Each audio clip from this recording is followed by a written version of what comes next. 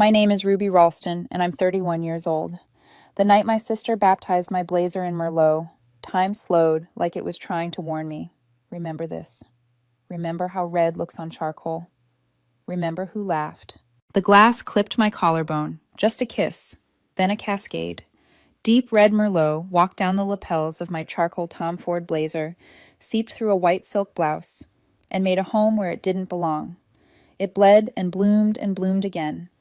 Riley stood there with an empty glass and that smirk I'd been collecting since childhood, one that always said, "I can burn your house down and ask you to apologize for the smoke." "Oh, God," she said, biting a smile. "Ruby, clumsy." Mom's voice scissored the room in two. "Forget it, Ruby. Don't make a scene." I didn't make a scene.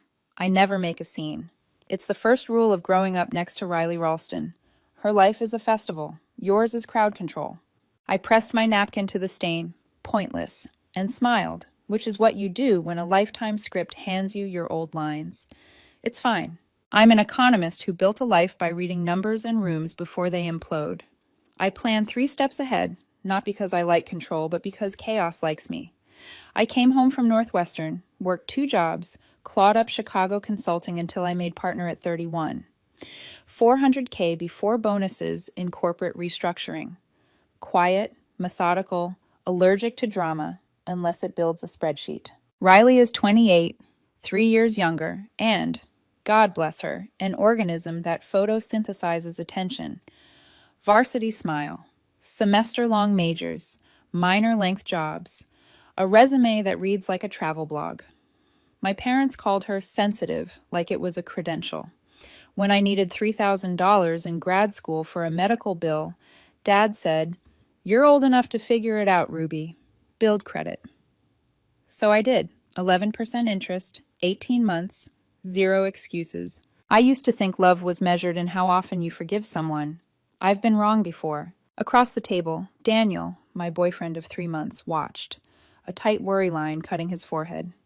He had the rare talent of listening until your words grew honest. He was a corporate attorney and the son of Robert Hartwell, who built Hartwell Systems without shortcuts and wore discipline like a second skin. Over Thanksgiving, Robert and I had clicked. Numbers, grit, straight talk. 2 weeks later, he'd floated a possibility. VP of Corporate Development in Boston, $450K base, plus equity. Not a gift, a recognition. I hadn't told my family yet. I wanted the ink dry before the fireworks. Dinner at my parents' was supposed to be Costco wine and pot roast, not an ambush. But Riley is a weather system. You can check the radar and still get soaked. She pulled me into the kitchen earlier with that breathless, urgent hope voice. "Ruby, this is it. Austin, director role at a marketing firm. Zenith Marketing Solutions. Salary, equity, actual leadership. I just need a bridge. First and last month's rent, movers, the whole thing." "How much?" She tucked hair behind her ear. 15. I laughed, and I hated that I did. 15,000? I know, sounds huge, but this is different. She lowered her voice, eyes glittering. New ownership, VC backing, bigger budgets. They'll be restructuring in a good way. I'm a fit, Ruby. Brand, social, voice, me. I just need help to get there. I thought of the ledger in my head. Loans, just this once. Cash until Friday. Venmos that died of old age. I can't do it, Riles. Her smile snapped. Can't or won't? Both. Right. Because you're the successful sister now. Big girl paycheck. What's 15 grand to your bonus, Ruby? It's an enabler to your next crisis. Daniel walked in with water. He felt the temperature drop and set the glass down without a sound. Everything okay? Perfect, Riley chirped. Just catching up with the golden child. We went back to the table, where Riley refilled her glass, like it was a microphone, and performed. Some of us are still finding our path, she said, eyes on me, voice sweet enough to rot teeth. But Ruby, she lifted her glass, may we all achieve your level of perfection someday. Riley, Mom warned, don't be like that. What? I'm complimenting her. Sensitive. The word landed in my lap like a dare. It's fine, I said, because that's what I say. She's had a long day. By the time Daniel and I stood in the foyer to leave, my shoulders had ached into a migraine, and my patience was a reservoir down to silt. Riley came swaggering out with a wine glass, limb loose and stage ready. One more toast, she sang, stepping close. To Ruby, who remembers where she came from even when she's too good to help family. I should have moved. I didn't. Old training will still have you sitting when the fire alarm rings. Her wrist flicked. The glass jumped. Red exploded across $5,000 worth of wool and silk and self-respect. Daniel sucked in air. Mom's hand flew to her mouth. Dad went statue.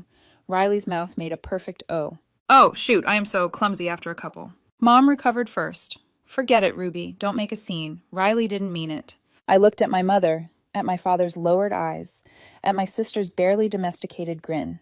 And something quiet in me stood up. I buttoned the blazer like I was closing a file. We should go, I told Daniel. Ruby, he said in the car, voice soft as a hand on a bruise. That wasn't an accident. I know.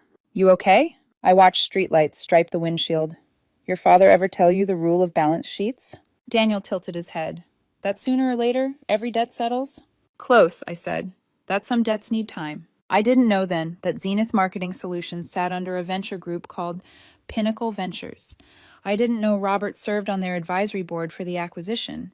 I didn't know there was a spreadsheet somewhere with names and notes and the word pending. I only knew the old family math. Riley takes, I patch. Riley spills, I pay. And that I was done underwriting storms. The dry cleaner the next morning shook his head at the blazer. Merlot and wool this quality? We might lift the color. The fabric's compromised. So was I. At 2:07 p.m., Mom texted, Riley's job. Something happened. They rescinded. She's devastated. Can you call? By 2:12, she added, maybe you could help. Just this once. The $15,000 would really... I called. Heard about the offer, I'm sorry. You're not going to hold a little accident against your sister when she's in crisis, Mom said, voice switching to that bright, brittle tone I know too well. I'm not holding anything against her, I said. I'm just not funding it. You've changed, Ruby. You've gone cold. No, I said, calm as a ledger. I grew up. By 3:40, Riley called. The first words were almost gentle. Look, I screwed up last night. I was drunk. I'm sorry, but I also quit my job because of this Austin thing, and now they're saying corporate is changing direction, new leadership, blah, blah. I need that money. What happened exactly? I asked. Restructuring, she said. They were acquired last month. New people, new strategy. Timing's insane. Something turned in my stomach. You had a signed offer 2 weeks ago? Yeah, why? Who's the acquirer? She paused. Some VC Pinnacle Ventures. Why? I stared at my laptop like it might answer. Pinnacle. Advisory board. Robert. I need to go. I'll call back. I hung up and dialed Robert. He answered on the second ring. Ruby. Daniel mentioned last night was rough. Robert, I said, throat tight. Is Pinnacle yours? I'm on their advisory board, he said after a beat. We're restructuring Zenith. Why? My sister, Riley Ralston, marketing director, pending. Silence lengthened. When he spoke again, it was careful. We asked for personnel vetting. Her resume didn't hold. Inflated tenures. Vague references. Leadership requires follow-through. You flagged her. I told them the truth, Robert said, voice like a straight edge. Would they have found it without me? Likely. Did meeting her accelerate scrutiny? Yes. Do I regret it? No. After we hung up, my phone filled with rain clouds. Mom, Dad, Aunt Linda, each message a version of just this once. I typed the same reply over and over. I'm sorry she's hurting. I can't help financially. At 6:03, Riley called again, voice sharpened to a point. So the job vanishes the day after you say no, and your boyfriend's dad just happens to sit on the board that bought my company. That's one hell of a coincidence, Ruby. I didn't do this. But you could have. What would I gain, Riley? Revenge, she said, letting the word linger. For your precious blazer. For being Mom and Dad's favorite all these years. I closed my eyes. You're right about one thing, I said finally. I resent you. Silence. Then a small surprise sound. But not for being favored, I went on. I resent that the world keeps waiving your late fees. That you giggle your way through consequences and then FaceTime me for rent. Her breath hitched. So that's it. You've turned into someone who doesn't care about family. I've turned into someone who knows the difference between love and a blank check. The line went dead. Daniel came over with takeout we didn't touch. We sat in the soft blue of my apartment, city lights stitching the windows. He took my hand. You didn't pull the thread, he said. You just didn't tie the knot back for her. I looked at the ruined blazer on the chair like a lesson pinned to a hanger. Maybe, I said. Or maybe the universe is done letting my sister use other people's closets to hide from storms. Somewhere, a spreadsheet updated. Somewhere, a name moved from pending to no. And in the quiet, something inside me finally stopped apologizing for not being the problem. It's strange how silence can be louder than any argument. For 3 days, I heard nothing from Riley. No texts, no sarcastic memes, not even a dramatic Instagram story. That silence was her weapon of choice, the calm before she twisted the knife. Daniel noticed. "You're waiting for her to call," he said, setting coffee beside me one morning. "I'm not," I lied. He gave that half smile of his, the one that said he could read my mind faster than I could finish lying. Truth was, part of me was waiting. Waiting for the old script. Mom calls first, Dad sighs. Riley sends a half apology sandwiched between excuses. Then I give in. The cycle resets. But this time, something was different. By Wednesday, Mom texted, "Riley's been in bed for 2 days. She's so embarrassed about Austin. Maybe you could visit?" Visit. As if the $15,000 conversation had been a mild misunderstanding. I didn't respond. That night, Daniel came over with Thai takeout. He set his laptop on my counter. "You ever heard of Zenith's acquisition details?" "No. Why?" He turned the screen toward me. There it was. Pinnacle Ventures Group acquires Zenith Marketing Solutions, a standard press release. Buried halfway down, advisory input provided by Hartwell Systems CEO Robert Hartwell. I blinked. "Your dad advised them?" "Looks like it," Daniel scrolled. "They're restructuring, new leadership, new hiring process. If Riley's offer wasn't finalized, it might have been scrapped with the old structure." I exhaled slowly. "So she's collateral damage." Daniel studied me. "You look unsettled." "Because I'm not sure whether this is coincidence or karma with the spreadsheet." Later that night, I got the call. Mom, again. "Ruby, your sister's crying. She says this was her big chance. Maybe if you could just—" "Mom," I interrupted softly, "I didn't cause this. I'm not saying you did, sweetheart, but she's heartbroken. If you two could just talk—" "She doesn't want to talk. She wants a bailout." "Ruby." Her voice sharpened. "You've always been so practical, but you've lost compassion. She's your sister." "I know." My voice dropped. "That's the problem." After I hung up, guilt crept in like smoke, thin, invisible, impossible to stop. Was I really just watching her fall? The next morning, a message flashed from Robert Hartwell himself. "Good morning, Ruby. Call when you have a moment." I did. "Robert," I greeted, heart already tight. He skipped the pleasantries. "Zenith." I froze. "You know?" "Yes. Your sister was on the candidate list for mid-level leadership. I was asked for informal input during restructuring." I swallowed. "And?" "I told them the truth." "What truth?" "That she's underqualified for executive management. Spotty employment, inflated titles, no tangible results. It's not personal, Ruby." I leaned back, breath shallow. "So you killed her offer?" "I didn't kill it. I clarified it." My voice cracked. "You did this because of dinner." "No, I did it because of due diligence." He paused. "Would I have looked deeper if she hadn't insulted you? Maybe, but I didn't fabricate anything. They simply confirmed it." "So you're saying she deserved it?" "I'm saying consequences arrived. Whether through me or someone else, they would have." He exhaled. "Don't lose sleep over natural outcomes, Ruby. They're long overdue." When we hung up, I sat staring at my screen until the cursor blinked itself out of rhythm. That evening, Riley called again. This time, she sounded small. Ruby, I need to know something." "Did you talk to Robert? Did you ask him to do this?" "No." "But he did, didn't he? He ruined it." "I didn't ask him to." "But he wouldn't have known my name if not for you," she snapped, and I could almost see the wildness in her eyes. "I didn't know he'd even heard of Zenith," I said quietly. "Yeah, right. And I'm the Queen of England." Then she hung up. Daniel walked in just as I was still gripping the phone. "She called again," he guessed. I nodded. "She thinks I orchestrated the whole thing." He set his briefcase down and crouched next to me. "Ruby, you didn't." I didn't stop it either. You didn't know. Doesn't matter. She's not going to believe that. He sighed. My dad called me too. He said, she'll either hate me or thank me someday. I let out a shaky laugh. She'll definitely pick hate. For 2 weeks, I stayed quiet. Every message from home went unanswered. I buried myself in work, but I couldn't bury the unease. Each night, I replayed the dinner, Riley's smirk, the splash of red, Mom's voice. Forget it, Ruby. The silence ended on a Tuesday evening. Riley again, only this time, no apology. I hope you're happy, she hissed. You finally got what you wanted. Me humiliated. Me ruined. You ruined yourself, Riley. Don't act innocent. You let him do it. That's the same thing. Her voice broke into laughter. High, cracked, dangerous.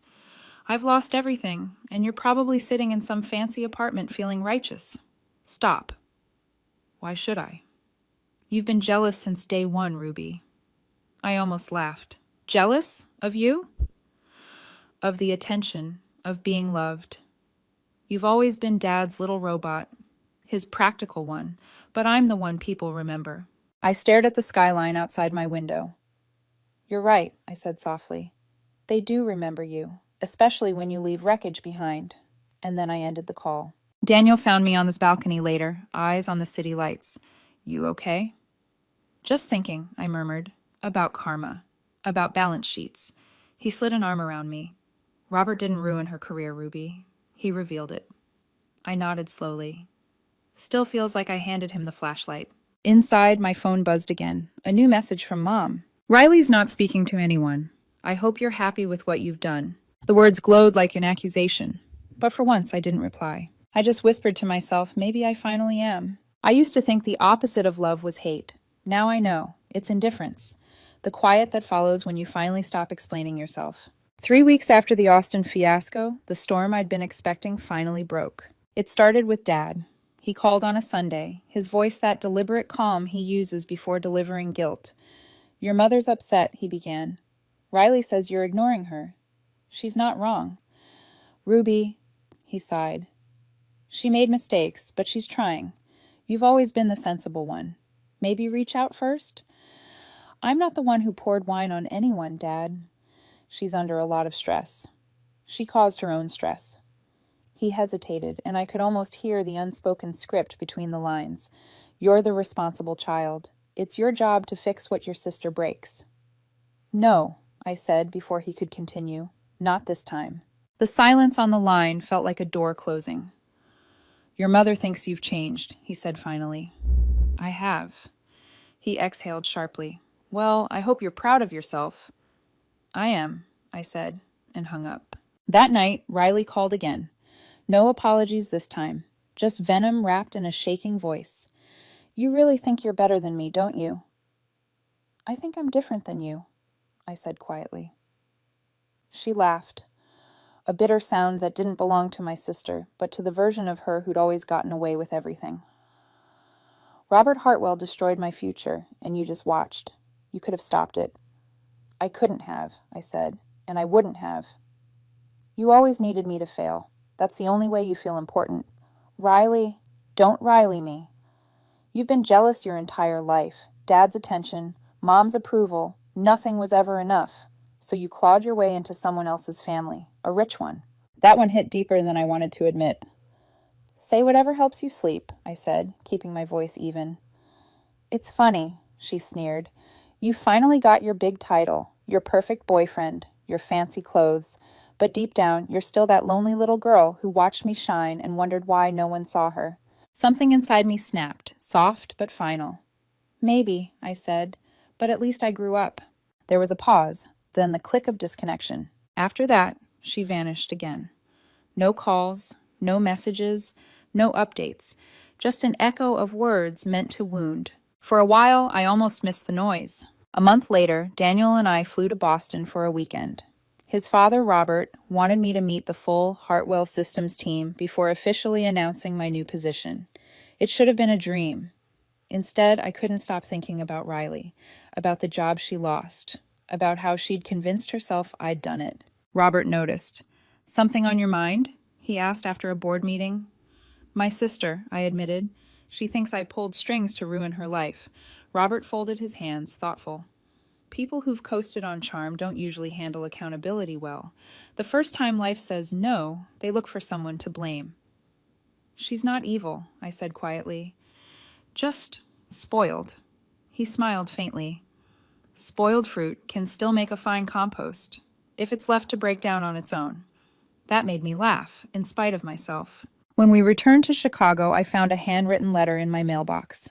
No envelope, no return address, but the handwriting was unmistakable, Riley's, looping and dramatic. Ruby, I don't know if you'll even read this. Everyone's treating me like I'm the villain, but you started this war. You let him take everything from me. I hope you enjoy your new life, because when you lose something someday, and you will, I'll be there, watching. Riley. I read it twice, folded it carefully, and slid it into the bottom drawer of my desk, the one where I keep receipts for things I no longer return. Daniel found me later, staring out the window. She's not well, he said gently, reading the letter in my hands. She's angry. That's her comfort zone. And you? I'm tired. He brushed a strand of hair behind my ear. You know what my father told me today? What? He said, people confuse justice with revenge because both hurt, but only one teaches. That line stuck with me. 2 weeks later, Mom texted again. We're having dinner for Dad's 65th next month. Family only. Riley will be there. We hope you'll come. I stared at the message for a long time. A few months ago, I'd have said no immediately.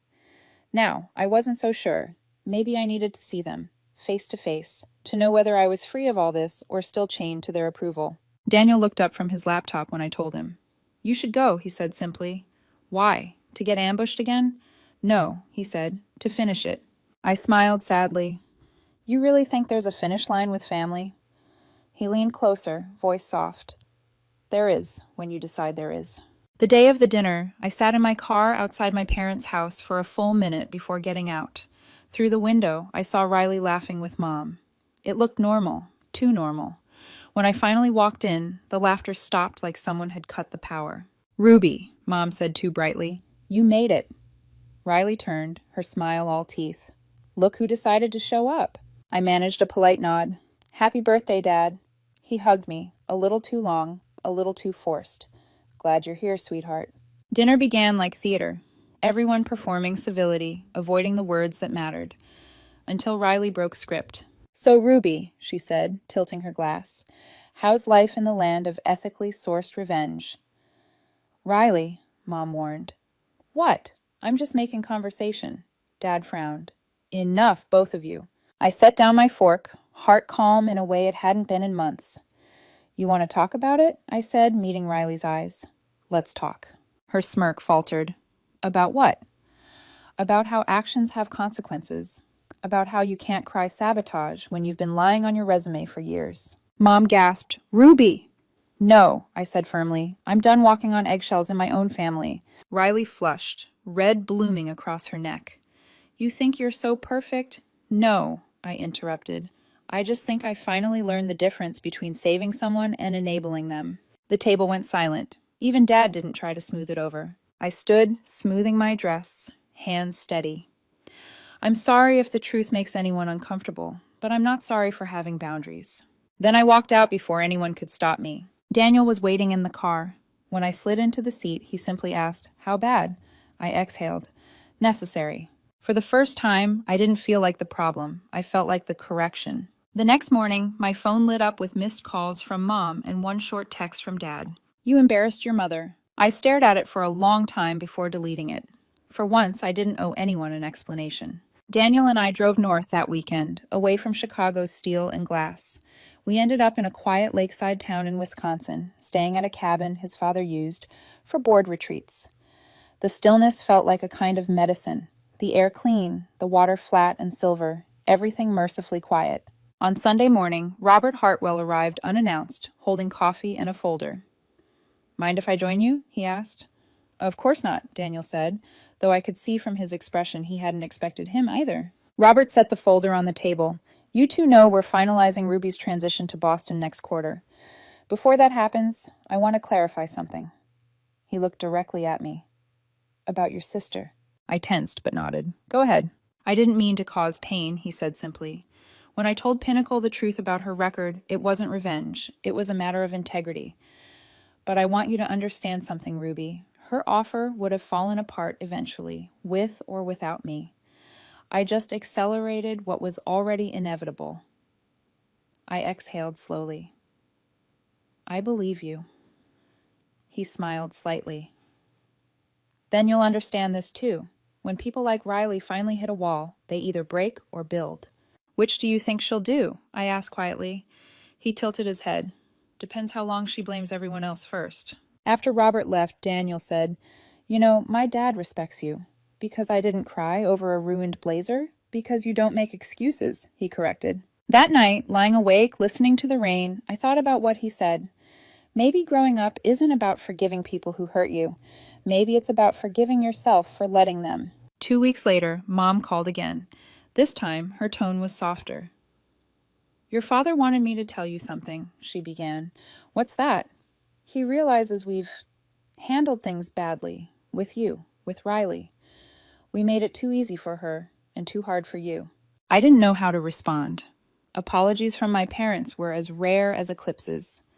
"I appreciate that," I said finally.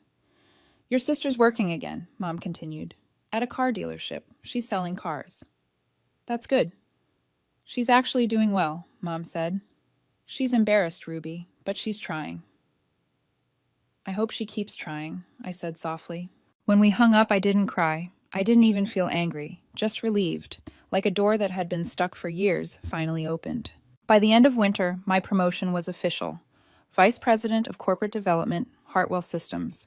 I moved to Boston, rented a townhouse overlooking the harbor, and started building a team. A week after the announcement hit the industry blogs, my phone buzzed with an unknown number. It was Riley. "Hey," she said, her voice quieter than I remembered. "Congrats, VP, that's huge." "Thanks." "I'm good," she said, and then laughed nervously. "Well, better. I'm actually good at selling cars.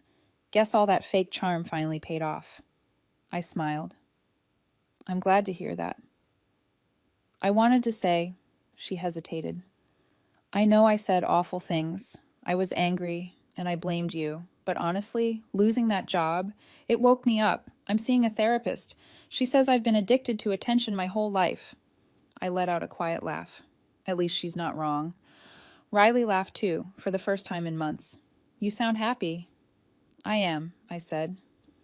I stopped auditioning for love. For the first time since childhood, we talked, really talked, for almost an hour. It wasn't perfect, but it was real. When we hung up, I sat on my couch, sunlight cutting across the floor, and realized that maybe the distance had done its job. A few months later, Daniel proposed. He did it the way he does everything, with thought, patience, and an unshakable calm. We were walking along the harbor, twilight folding over the water. He stopped, pulled a small box from his coat, and said simply, "You've spent your whole life cleaning up other people's messes. Let me be the one who helps you build something clean." I said yes before he finished the sentence. Robert toasted us at dinner that night. "To Ruby Ralston," he said, lifting his glass, "who proves that silence can be stronger than shouting, and patience sharper than revenge." Weeks passed in peace, until one morning I woke to a single text from Mom. "Riley wants to talk before your engagement party. Please don't shut her out." I didn't know what to expect, but part of me wanted to believe the best. When Riley arrived in Boston, she looked different, calmer somehow, like she'd been rebuilt out of quieter materials. We met at a cafe overlooking the harbor. She smiled, hesitant. "You look good, Ruby." "So do you," I said. "Car sales treating you right?" "Better than I thought." She sipped her coffee.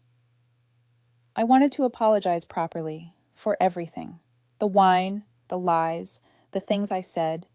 You didn't deserve any of it." I studied her for a moment, searching for the usual edge, but it wasn't there, just sincerity and exhaustion. "Thank you," I said finally. "That means more than you know."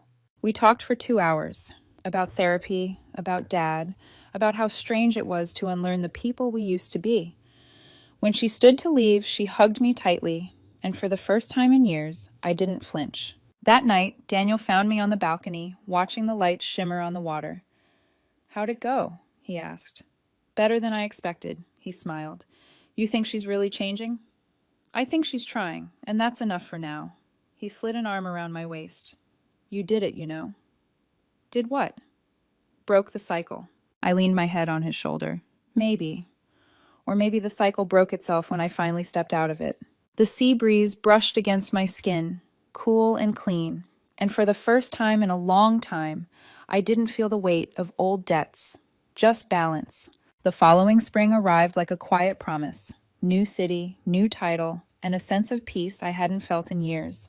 Sometimes I'd catch my reflection in the tall office windows overlooking Boston Harbor and barely recognize myself.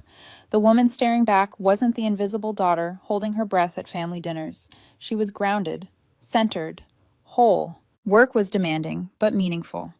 Robert trusted me with high-stakes negotiations. Daniel's law firm was expanding. Life finally felt earned, not borrowed. Then, one afternoon, while reviewing merger notes, my assistant said, "There's a delivery for you. No sender." Inside the box, a framed photo of my family from years ago. Me and Riley, maybe 10 and 7, holding sparklers at the 4th of July barbecue. Under it, a note in familiar handwriting. "Thought you'd want this back. I'm selling my house and moving to Boston. Don't panic. Different city, different life. Just figured it was time to stop running. Love, R." I smiled before I could stop myself. Riley was coming to Boston, not as the storm she used to be, but as someone rebuilding, maybe even for real this time. 2 weeks later, she arrived. She looked different, hair darker, clothes simpler. The kind of calm you don't fake. "Don't worry," she laughed. "I'm not here to ask for money. I actually got a job transfer, regional sales training for a car group. Pays well, decent benefits. I even have to manage people." "People?" I teased. "Do they know what they're in for?" She grinned. "They will soon." It was strange. The tension that used to crackle between us was gone.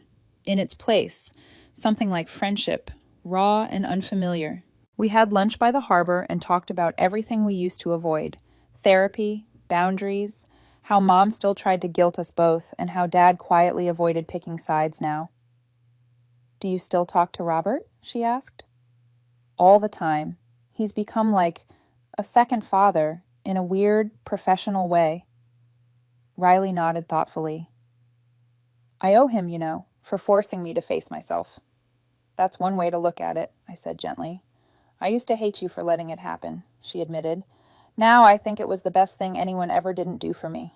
We both laughed at that, a sound that didn't sting anymore. By summer, Daniel and I set our wedding date, early October, by the ocean. Riley insisted on helping. "Don't worry," she said, hands up in mock surrender. "No red wine anywhere near your dress." She kept her word. On the day of the rehearsal dinner, Robert pulled me aside. "I wanted to say something before tomorrow," he began. "When I first met you, Ruby, I thought of you as Daniel's partner, talented, grounded, smart, but I didn't realize you'd become family in the truest sense." "Thank you," I said, touched. He nodded. "And for what it's worth, I never regretted what happened with Riley. She's proof that sometimes consequence is the kindest teacher." I smiled. She'd agree with you now. The wedding day dawned crisp and bright. The Atlantic glittered behind us like a witness. My parents sat in the front row, quiet, reserved. Mom squeezed my hand before the ceremony began. "You were right, Ruby," she whispered. "We raised you to survive storms, but never taught you to rest when they pass. I'm sorry for that." It wasn't a perfect apology, but it was real. "That's enough," I said softly. Riley stood beside me as my maid of honor, her eyes shining as Daniel and I exchanged vows. When we kissed, she clapped first, loud, unashamed, like she'd been waiting years to cheer me on. Later at the reception, she found me at the bar, holding a champagne flute. "Nice wedding," she said. "You think?" "Yeah, and, I wanted to say one more thing before the night's over." She hesitated, then met my eyes. "That night with the wine, I did it on purpose." The air between us went still.